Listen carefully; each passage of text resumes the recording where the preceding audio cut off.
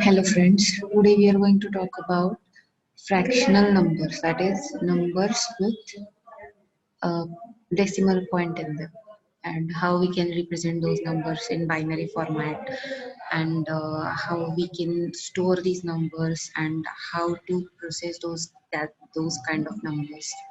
Okay, so let's just first learn how you can represent a fractional number, that is a number with a decimal point in that number, how you can represent that number in binary format.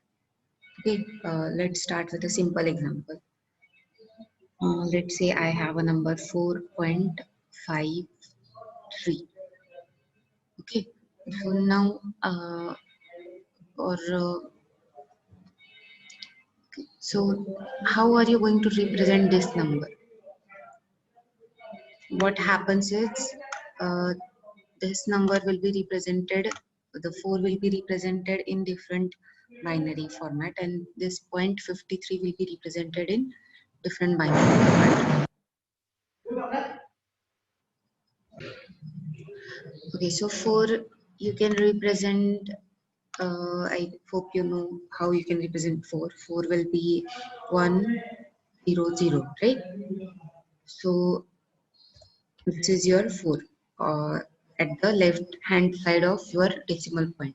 Now you want to represent 0.53, and now let's learn how to represent that. So what happens after the decimal point is, at the right hand side of your decimal point is, the power of 2 will be starting with 2 raised to minus 1, then 2 raised to minus, 2 raised to minus 2.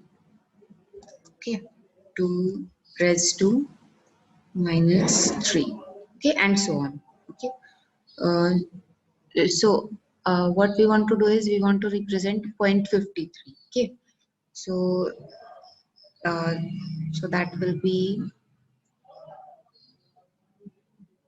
now you have to calculate 53 in uh, binary format. Okay, I hope you can do that, and that will come here. Okay, after the decimal point. See, I'm not going to waste any time in calculating this 0.53. I hope you have understood. Uh, let's convert a binary number into a decimal number. Okay, so let me take one number, 1001 point 11011010. Okay, so this is my number, this is a this is any number. So how I can calculate what this number is? So it will be like, this is equal to, see, I'm starting from this MSB, 1 into 2 raised to so it will be, see, it starts from here. So this is 2 raised to 0, 2 raised to 1, right? 2 raised to 2 and 2 raised to 3. So this will start from here. 2 raised to 3 plus 2 bits are 0. So I'm not going to consider that. Then plus 1 into 2 raised to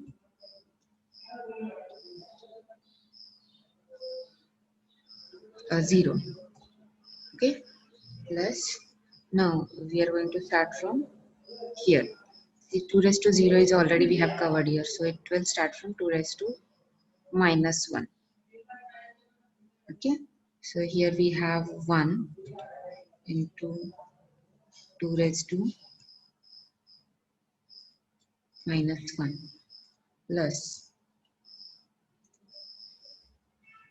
1 into 2 raised to minus 2.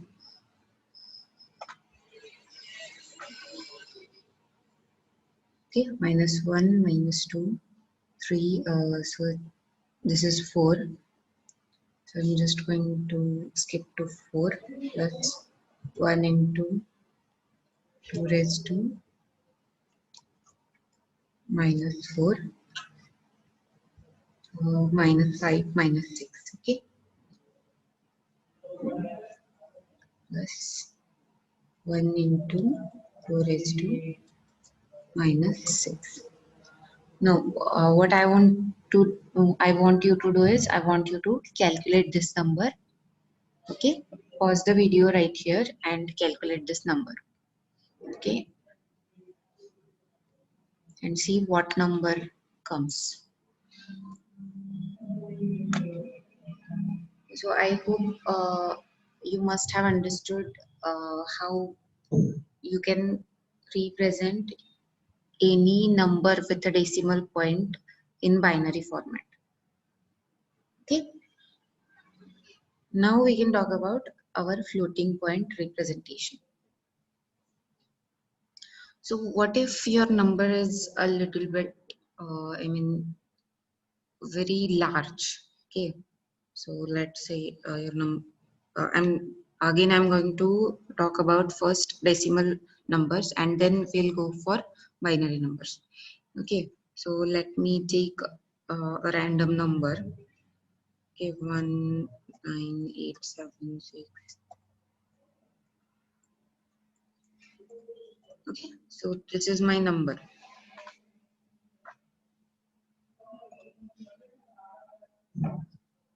And if you want to store this kind of number, then it's going to be very difficult, right? So what we can do is we can represent this number in some other format. So if I represent this number something like this, see 1.9763 multiplied by 10 raised to, so 10 raised to will be number of digits here. Okay, so it is 1, 2, 3, 4, 5, 6, 7, 8, 10, 11, 12, 13, 14, 15, 16, 17, 18, 20, 21, 2, 3, 4, 5, 6. 10 raised to 26. So this is our number. This bigger number I have just represented by using, I'm just using another format, but see how easy it is now to read and to store. Now in this case what we can store is this part. Uh, this is actually called as mantissa and this is called as exponent 26. Okay, so if we store only this part, the exponent and mantissa, from that you can calculate your number. Okay, so in this lecture we are only going to talk about representation of floating point numbers. In the same way, we can represent binary numbers also. Okay, so this number, consider this number. We have already studied. We have already calculated. If we want to represent this number in this kind of format, what we can do is we can just move the decimal point to the left and accordingly increase the power. If you move the decimal point to the left, you have to increase the power of 2. If you move the decimal point to the right, you have to decrease the power of 2. Okay, so how I can represent this number? 1.00111011010 multiply by 2 raised to, see I have shifted the decimal point to the left 3, so it will be increased by 3.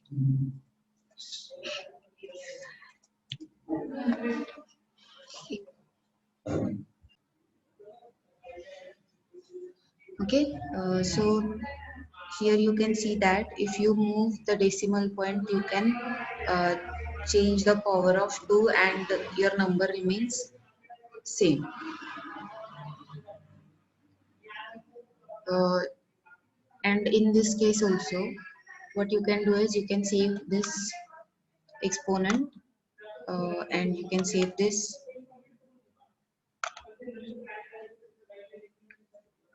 In case of binary numbers also, you can save this exponent and this significant. This is called a significant, and you can also store the sign.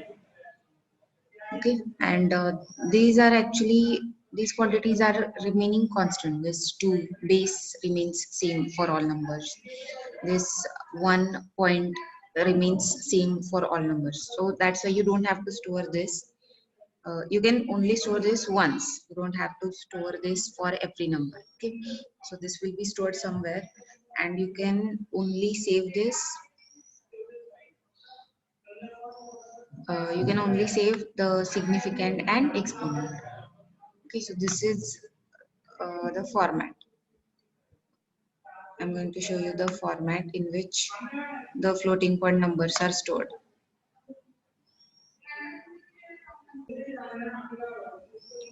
So I'm going to show you the format. See, if you have 32 bits,